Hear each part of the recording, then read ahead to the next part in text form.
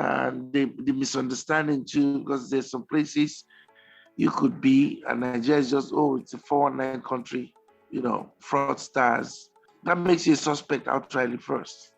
Also, many people also understand the fact that Nigeria is a mixed bag. You have all the good, the bad, the ugly.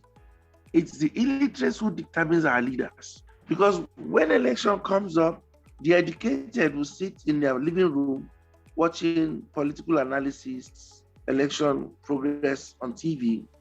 And it's market women, area boys, the artisans who are out there on the queue voting. In fact, most of the elites will travel before the election because they think something might go wrong. They're already out of the country. And then they let illiterates determine our leaders. If we all sit down and keep talking and talking without getting involved, we'll just be missing the whole point. And I realized that most of the problems the politicians have are actually those from people, the supposed poor people. You find that you go and campaign, it's simple, you've come to campaign to, they'll tell you you're speaking too much grammar, bring money, let us share. And by the time you give this money, and they see politics, election period as a harvest season. It's quite expensive running for an office in Nigeria, no matter how small the office is. 80% of our National Assembly members are semi-illiterates. They can't even read the papers in their hand. They can't read the bills. Some of them employ staff to read the bills and translate it to them. One of the problems we have in this country is the fact that there are no consequences to actions. If there are consequences, people will toe the line. Everybody will stay in line. But there are no consequences, so people do as they like.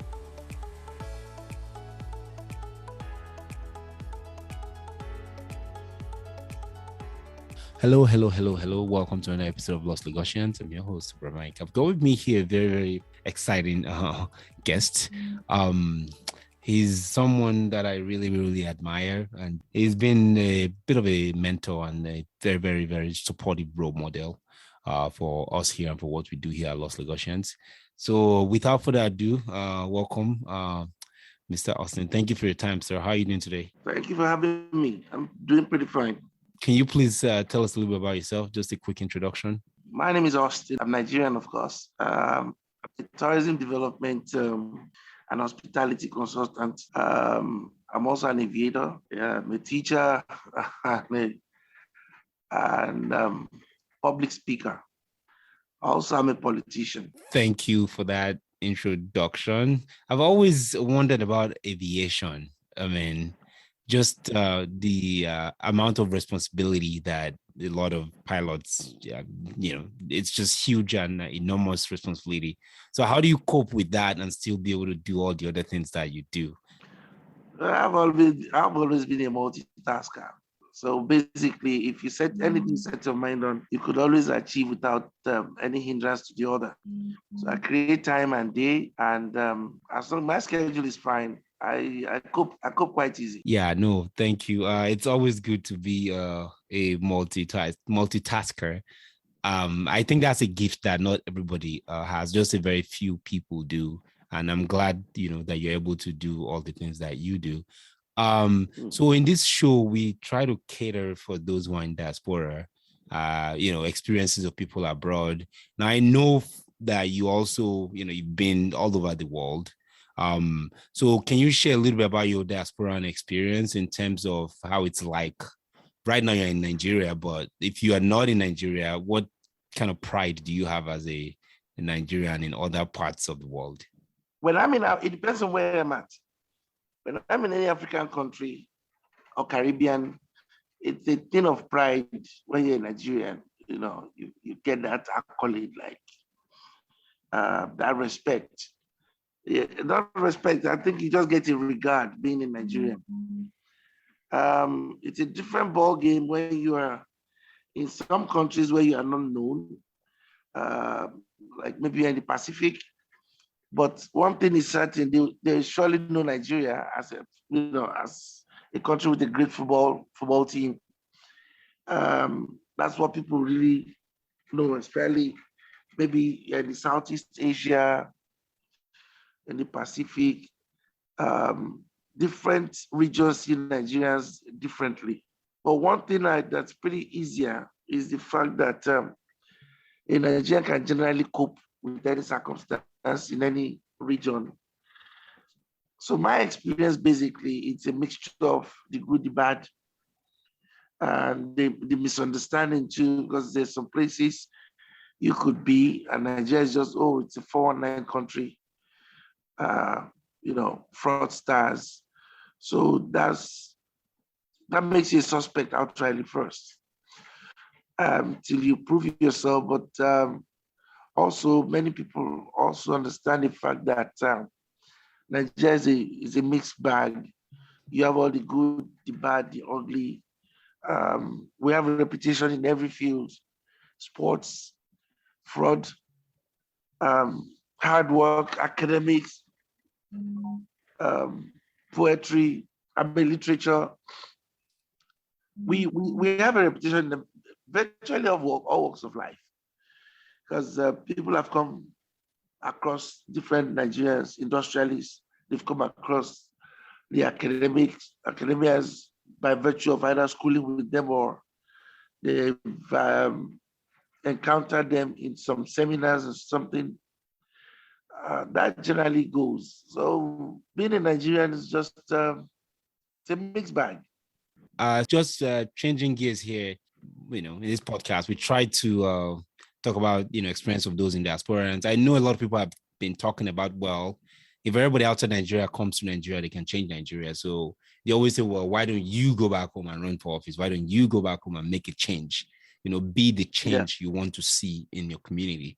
So, but it's a privilege to have you on, Sarah, given that you've run for office. And I guess one of the first questions I have in my mind, or our audience is probably wondering, is what made you say you're going to run for office to begin with? Like, why would somebody just say, I want to run for office?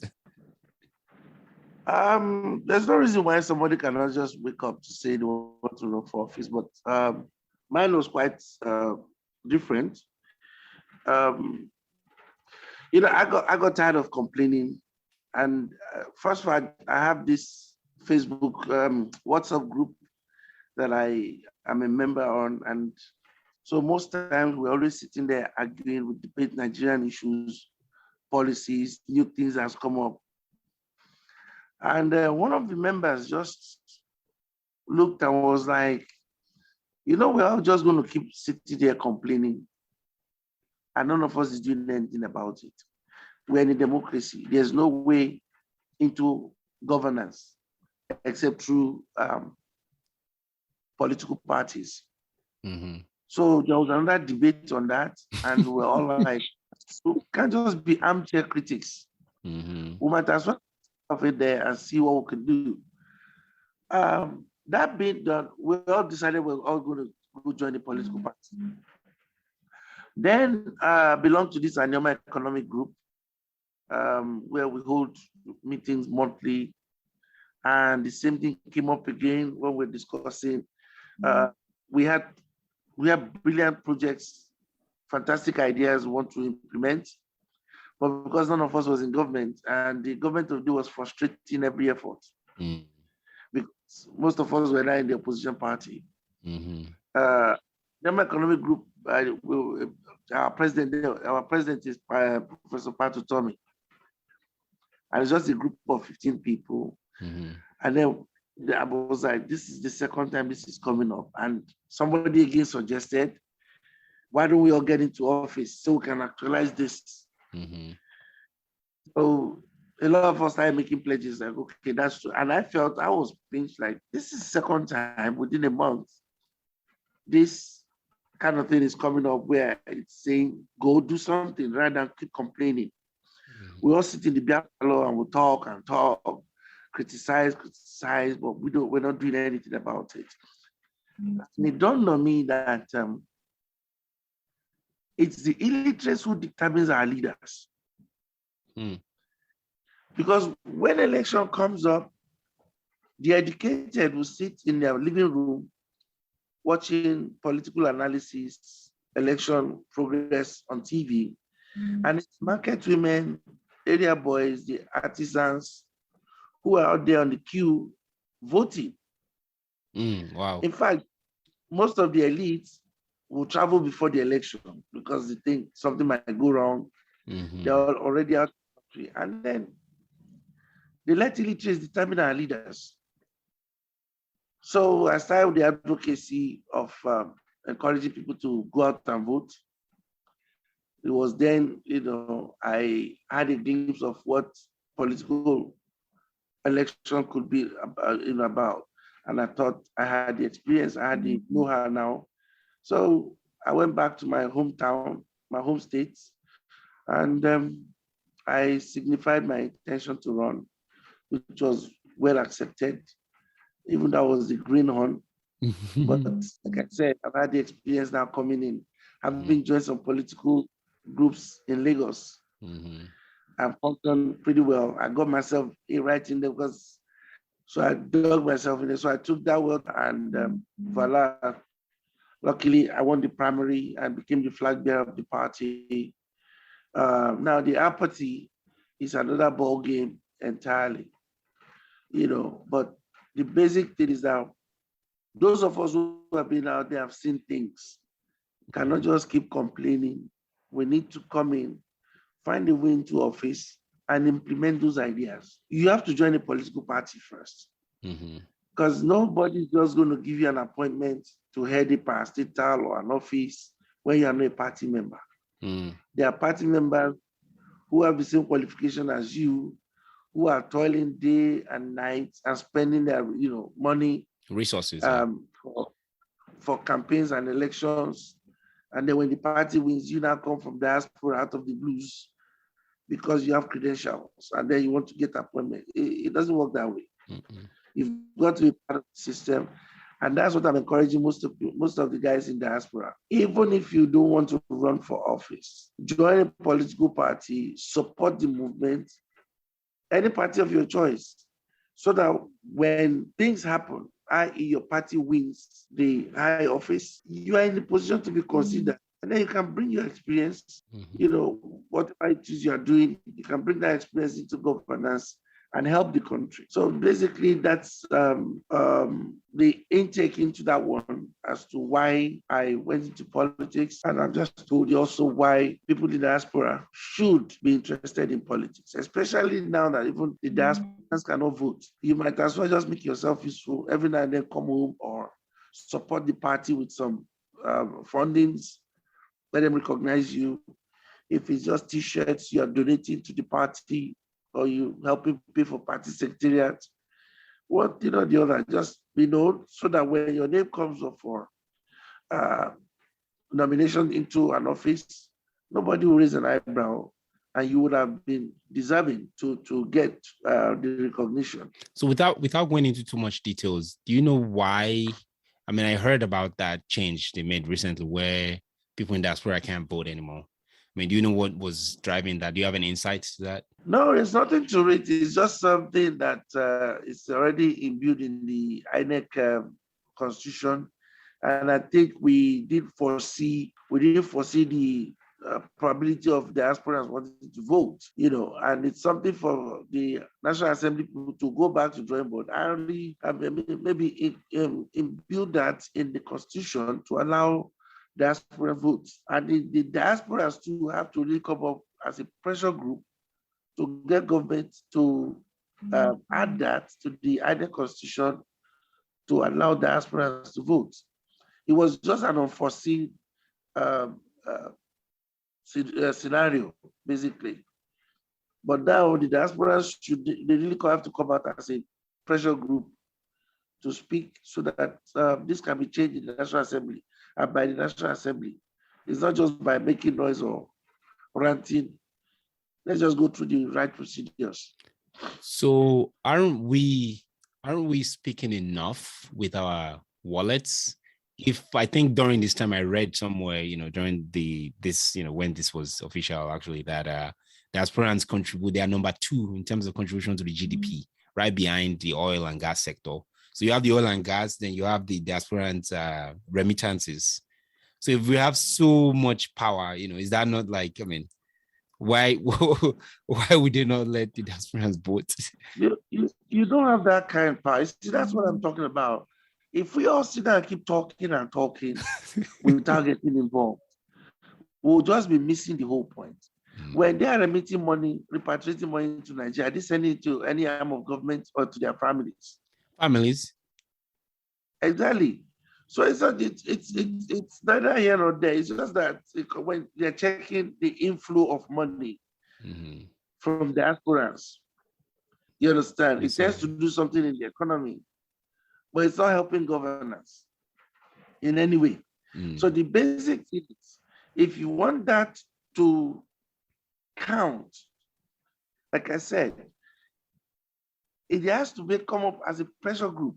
A pressure group has to be put in place who will come, by representing those in diaspora, blah, blah, approach the National Assembly, come up with a bill that you want to submit. It's not about blowing grammar on TV or on radio, or just as we're talking now. It should just be rhetoric. You understand? That's one funny thing about people. They don't do the things the right way. People believe if you keep shouting, you get noticed. No, when there's a procedure on ground on how to approach a matter, going about making noise does not help. And like I said, I used to complain a lot about certain things and decide, well, there's nothing we can do. You might as well join and try and change things from within. If you're diasporans and you know where you stand, make the move and you start your progress, gradually, and do the right thing. Send in your bills. Let somebody defend it. Bring awareness to certain situations. So by the time you go on TV and you talk, you're just playing to the gallery. There are procedures for things, and that's what those in diaspora really ought to do. No, thank you, sir. So the other question I had, for you was kind of like what your experience was running for office. Like, the whole experience was quite exciting and informative. It was a new eye-opening for me, and I realized that most of the problems the politicians have are actually those from people, the supposed poor people. You understand? And you find that the people you are fighting for are not really, sometimes, for lack of any better word to say, they're not worth your effort. You find that you go and campaign, it's simple, you've come to campaign to, they'll tell you you're speaking too much grammar, bring money, let us share. And by the time you give this money... So the people are demanding for money, you're saying? Yeah. Wow, okay. They demand, and then when you give them this money, before you leave that rally, you've already seen them fighting, some have broken their heads, they've stabbed it. Wow. Where that does not even happen, by the time they share the money, it comes to about 200 naira to everybody. And this is the situation. They collect that, they'll take from every politician who have come to campaign, and they see politics, election period as a harvest season. So when you're talking about policies, things you're going to bring in, they don't understand you. At the end of the day, it's what one chief has said. Vote this way. That's where they are going. And there's this philosophy of whose food I eat, a song I sing. When they say stomach infrastructure, it's not really a joke. You understand? The stomach infrastructure? Stomach infrastructure? Huh? Is that what it is? Stomach infrastructure? Yeah, stomach infrastructure. What is that? I don't know what that is. Okay, it was a slogan that came up during the election. When you'll be planning an election, you're planning what you want to do, the infrastructures you're going to bring, should you win. And then people tell you, forget all that. We deal with our stomach infrastructure first. What they're going to eat first. And they don't mind eroding their own future and their children's whatever. For the 2,000 that they will collect to vote, only to suffer another 4 years. And you would think the next 4 years they will have learned. Nothing's changed.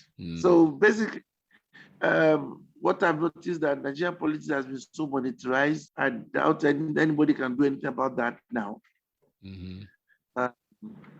Unless there's some strong advocacy against this, and INEC also just put it in their law again about for parties, what you're spending on, and what have you not. It's quite expensive running for an office in Nigeria, no matter how small the office is. We just had a local government election where a councillorship election. So somebody wants to run for councillor, is buying at 1.5 million naira for just the form, for the nomination form. Wow, 1.5 million naira for the nomination form. That's a lot. Yeah, and that's a start. That's just the start. Then you have to now go to your party and grease their table, letting them know you want to run for office and you need the support. And mind you, you're not the only one. Each one of you will want to outdo the other before the primary. And the primaries is it's a real election, not really the general election. The primary is actually the real election, because that's where you are nominated as the flag bearer of the party. Then you become general property of the party. But before then, it's an individual thing. You have to run around, campaign. Sometimes you have to set up offices in every constituency and put some staff there. By agreeing this morning. Now we have branding vehicles. You have to buy vehicles, buy motorcycles because of the terrain. So it's quite an experience.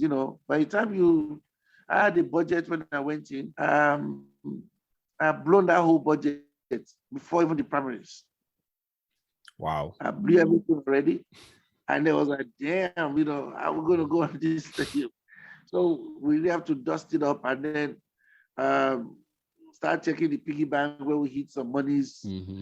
So, let's bring it. I've come this far already. We might as well just get to Uhuru.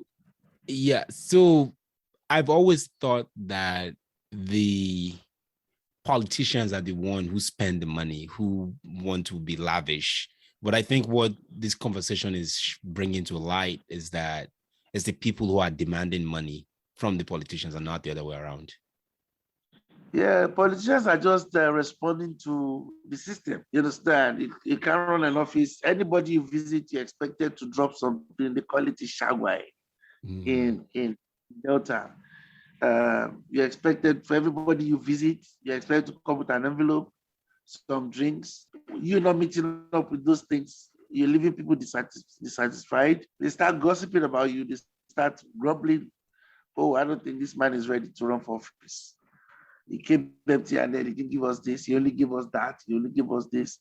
So that you're not pushed back. You respond to the system. You respond to the yearning. So every now and then you're visiting, you have to prepare yourself cash-wise. What if you are the transformational candidate that is meant to change the course of Nigeria, but you don't have money? You can't. Then you're not ready. You cannot. There's no such thing as transformational candidate. You can only transform it when you're in there already. Because what it means that you're not running. But how do you get in there? How do you get in there if you have to every Oba or every chief you go and see?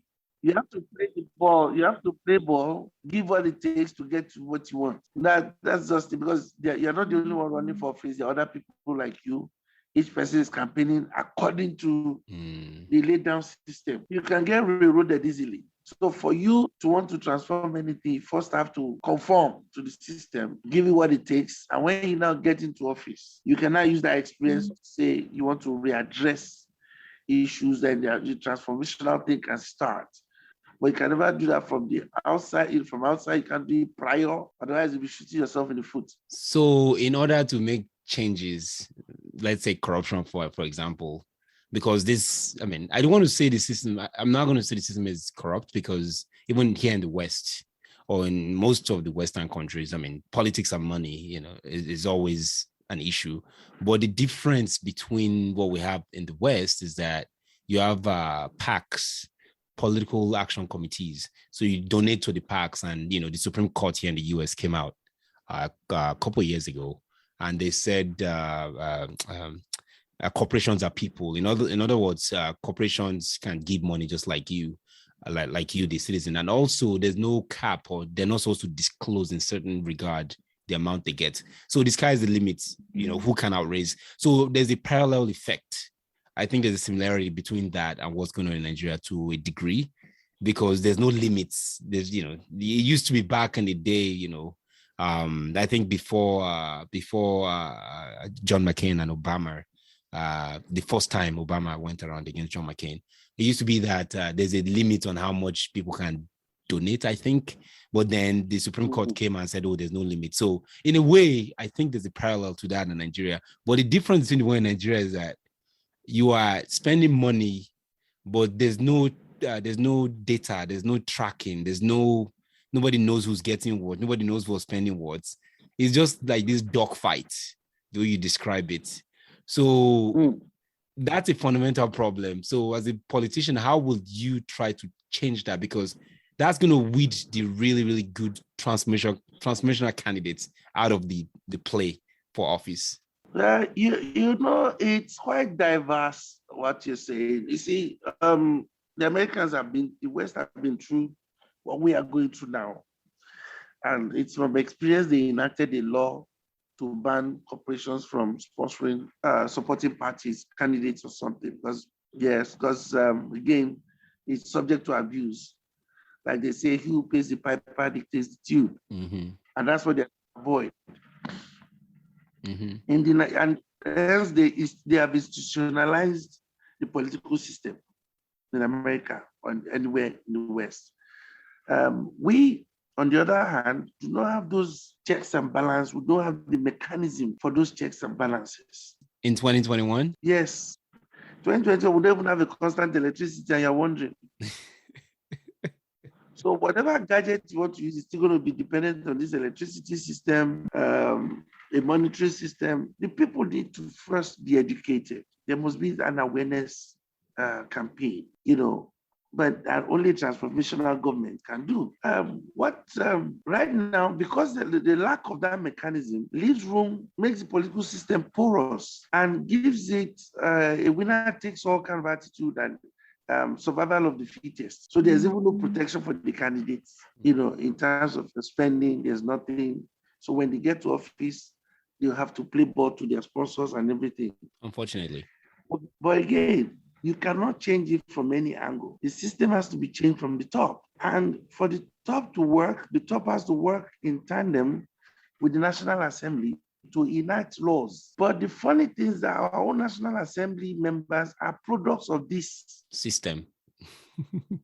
That they will not, because 80% of our National Assembly members are semi-literate. Because for you to be some of them cannot even speak English. Some of them can't even read the papers in their hand. They can't read the bills. Some of them employ staff to read the bills and translate it to them. Many of them don't have original arguments over anything. They just go to the National Assembly, collect money, and just there. I concur, I support. Nay, yeah, that's it. Until we start having the right people, educated and exposed people to go to National Assembly. But these people, this crop of current senators and the rest will not let that happen. Some of them are there on their 5th term. Some of them are on their 4th term. They've never done anything because the Nigerian system allows that for you to run for Senate or governorship, all you need is a school cert. So that makes it easy. So by the time you are brandishing your credentials, I have degree in this, I have masters in that. But the bunch of illiterates are the one dictating our life. That's one of the reasons I was going to politics. This is how we're going to keep sitting there and let these people do this to us, especially politicians from the northern and the eastern axis. It's just money misroad, men who have money, no education, but they just have money. And then because they are the ones that can afford election campaign, so they are the ones you find out there. So why would they fight what gives them breath? So which one came first? Is it the chicken or the egg? I just see this as a chicken egg situation. Like, is it the people that are electing the bad politicians, or the politicians that are paying their way to make sure that the people keep electing them? So it's kind of a vicious circle. And neither here nor there. Every scenario, different aspects, different scenarios will present to you a different challenge. One of the first things is, what if we have a law that says for you to contest for this position, this must be your minimum, whatever. But then again, it will be like you're infringing on human rights of free association, freedom to choose what you want to be. If you've chosen you want to be a politician, you can't hinder me by university degrees and everything. And sometimes having degrees does not guarantee that you have the brain to function. You have a social whatever about things. You have to know how people feel, So it's just for those in governance, those who are tired of the system to start. But I think a national sensitization effort will work, because sometimes you are saying you don't know if it's the politicians or the electorate. Sometimes electorates are faced with the devil and the deep blue sea. The only candidates they have are the illiterates who have already won the primaries. So they have no choice. They vote for party. So the candidate of the party might not really be a choice. But I'm a party man. I vote for and every vote for the counts for the candidate. So you could be a Mesuya or you're a farmer, but you have the money. You're a successful farmer. You can run for office and then you outspend the other guys. You become the candidate of the party. We have no choice. We'll vote. We'll vote. So again, sometimes too, on the other flip, you find that some electors don't have a choice. The party has forced them to accept a candidate. Right. The party came and decided this is the person we want, and then he's the flag bearer of the party. He might not be most qualified, but he's one the party leaders have chosen. So you have to vote. So those are the two flips, to the whole scenario. Like I said, it is still a national orientation issue. Sensitize people, then create consequences. One of the problems we have in this country is the fact that there are no consequences to actions. If there are consequences, people will toe the line. Everybody will stay in line. But there are no consequences, so people do as they like. So that also in itself is another issue. So I think that's by and large, that's just where the whole thing is. If you're lucky to find a transformational candidate who occupies a high office, or somebody who got there and suddenly have a rethink to become transformational, then all well and good. So we're leaving the hope of Nigeria to chance is kind of what I'm hearing. Yes, as it is, yes. Until we find that person who has the will to want to do the right thing. Well, most of the problem, the challenge is the fact that everybody gets into office, they're already dreaming of second term. And they don't want to rock the boat, so the second term chance will stand. And I think that's actually the albatross for many politicians. If we can find one that will damn the consequences, damn second time and anything, this 4 years is enough for me to do everything I want to do. So second time is always the booby trap for most of these politicians.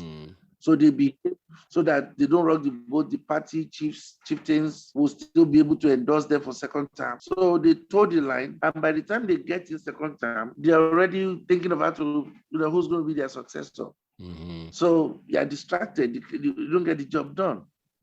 So what is the role of election rigging or racketeering? Like basically, I know we've been talking about kind of the electorate and the politicians, but I mean, the system itself, like the third party or the third leg of that triangle is the, INEC. I mean, there's been a lot of rumors or, allegedly that there's been rigging, every election cycle, there's always rigging. So how is that something that we also need to consider to look at as well? And how can that be curtailed or curbed? That's what I said earlier. I'm a beneficiary of that rigging system. We sat down. Elections did not take place in many of the polling units. So we were like, okay, there's going to be a rerun. All of a sudden on Tuesday, we announced the results. Results from where? People went on the streets. I still had to go out there to calm them down. They used party might and government power. So when I mentioned earlier too that there has to be consequences, it has to start INEC office. The INEC, then, because this rigging is done by human beings. It's not spirits.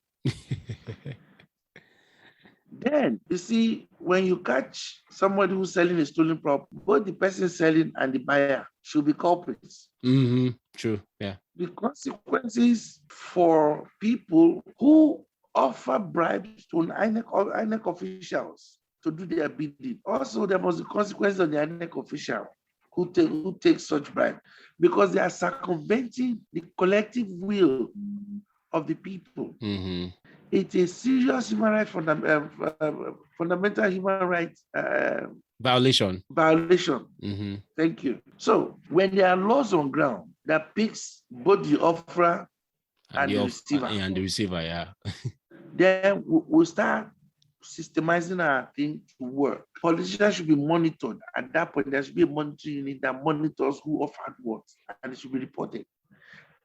And that candidate should be disqualified, and the next in line should run for the office for the post. The runner-up. But the judicial arm or the police, if you would, is controlled by politicians too. No, The judiciary is a third arm of government. That doesn't have anything to do with whatever. I meant the police You department. I mean, understand? the police force. Isn't that controlled by politicians? No, well, in a way, yes. So the enforcer is controlled by the same politician. So there's a conflict of interest. You see, when you have a special unit and when you institutionalize a system, you understand that police officers should not look at the face, you look at the law. I mean, where you are there, a policeman can arrest politician easily if he's going to get, even though the politicians control the police, they determine the salaries and everything of the police. But police still do their jobs. Again, I said national orientation. Special unit train police that look, the law is the law, irrespective of who you are. But the Nigerian law system looks at faces and then becomes selective. No policeman wants to go, foul with a politician because of, it might backfire, this guy might deal with me later. If you take out that fear for the policeman, they will do their job. If they are paid where they are not easily enticed, they will do their job. So basically, again, like I've said earlier, the orientation, somebody must be willing to do something. There's nothing wrong in setting up a special task force to help handle certain things. And then if the task force is not corrupt, we'll get things done. Everybody will sit up. Once you have a couple of scapegoats, people who have been disqualified last minute in the election process, and then the runner-up, replaces them. You do that and you stand by it. Then certain politicians will be disqualified totally from ever running for office. When we start doing all this, people will sit up. And then even the electorate will be more confident because some people just go like, well, do we have a choice? Even if you don't vote, they will rig it. That mindset has to really be eradicated from people's head. That mindset really has to be changed. And it's not from outside, it's from within. You can change it. If someone is, like in diaspora, for example, and they're thinking about coming back, maybe to run for office, I mean, what would you say to them? I'll tell them to first learn their ropes. Like I've said, when you're in diaspora, join a party, support virtually, let your name be known. You might even donate the chairs at the party secretariat with your name inscribed on them. So that starts sounding first. You don't just come from diaspora and then suddenly want to run for office. I did my homework. I've joined the party back and forth. Every time I come to Nigeria, I tend to attend meetings. I could sponsor the drinks for the day, just so nobody sees me as a greenhorn when the time comes. So we're doing that gradually. There are some rallies. I make sure my trip to Nigeria coincides with that function. So, like recently, they had different electoral processes to the party, different congresses. And I made sure I attended the one from my ward, from my local government. I made sure I was there. I gave the support. There was a meeting in my house a day before the election for all the party faithfuls. We know who's going for chairman, who's going for woman leader, So I can't come out tomorrow to contest the election and the people are wondering where did you come from. So the thing is, don't just say because you have money. You just waste that money, which a lot of diasporans have experienced. They will try, and then you're going to go back with your tail between your legs. So the thing is, get involved gradually. While you're in diaspora, identify with your ward. Identify with some of the leaders of the party who will be informing you of what's happening, what's next. So you will know which area of support you can come in. Identify your area of support, what you want to be doing for the party. And every now and then, our members, who's in so country, give this, is an active, whatever, it's a supporter of the party. Those are the little informations they'll be passing. And then get the buy-in of the leaders of your party, the escorts of your party, them know your intention. They will guide you as to how to come into the system. They will guide you as to who you should go and meet, who you should see, who you need to talk to, who you need to appeal to. You don't just come in because you have money and then you just come to the party where I'm running for this office. They'll keep you quite like, oh, nice. Because every party thrives from having multiple candidates for an office. That's how party grows. Each one of you will collect from the monies to the party. Each one of you will have to do certain things, spend it to the advantage of the party. Party is benefiting. So the more the candidates, the better. So nobody's going to tell you not to run. They'll tell you, welcome, go into the field, but then they're more likely to have wasted your time. For those who want to come back, but they're thinking maybe, the state of Nigeria and the state of affairs in the country. How would you kind of respond to that, given that you yourself have been to Nigeria and you're, currently in Nigeria right now? How are things, and how should people be worried for their safety and security when they come back, or if they decide on relocating back?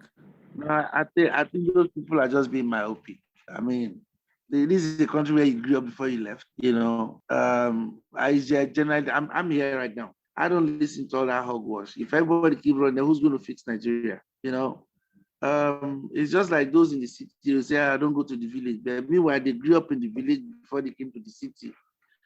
All of a sudden, now there's witchcraft in the city, here in the village, there's what have you. It's just pretty silly. You cannot shape somebody's head behind his back. If you want to get involved, you cannot do it from diaspora and then be justifying your being outside. Then leave the fight for people. They're waiting for Nigeria to be good so you can come back. Who's going to fix it? You have the opportunity to have seen beyond Nigeria by being in the diaspora. You've seen things. You've seen how things are done. You now bring that wealth of experience back home and see if you can inculcate it into our system. Rather than just sitting far and waiting for it to be good. Good by whom? Who's going to do it? So you might as well stay perpetually diaspora. And forget about it. So no interest. If you're not interested, get involved. Roll up your sleeves. Get involved. Those people you are hoping to fix it, so you can now come when it's all good. Do they use their head to break coconuts? So it's a general thing. Whatever you could do, either you bring the industries in, bring business into the country, set up business companies that will employ people, bring it any way or the other, just get involved. We all don't have to be government. Somebody has to do something. Come and buy up a company and then, develop it properly. If you have a company that you employ 300 staff, you're doing a lot for the country. More than any politician. Yeah. Exactly. So let's just leave all those stories about what have you done. It's the lazy ones who are not ready, to come home, and they'll prefer Nigeria be the way it is so they can keep justifying why they're outside. So that's the long and short. No, thank you so much. I really appreciate it. Thank you, sir. Thank you for your time. And that does it for us on this episode of Lost Lagosians. Thanks for tuning in. Please share, subscribe, comment, review. You can always reach us at Lost Lagosians on Twitter. And if you have any questions, if you'd like to be part of this episode or the upcoming episode, rather, send an email to lostlagosians@gmail.com. Thanks so much. And until next time, we'll talk to you later. See you later. Bye now.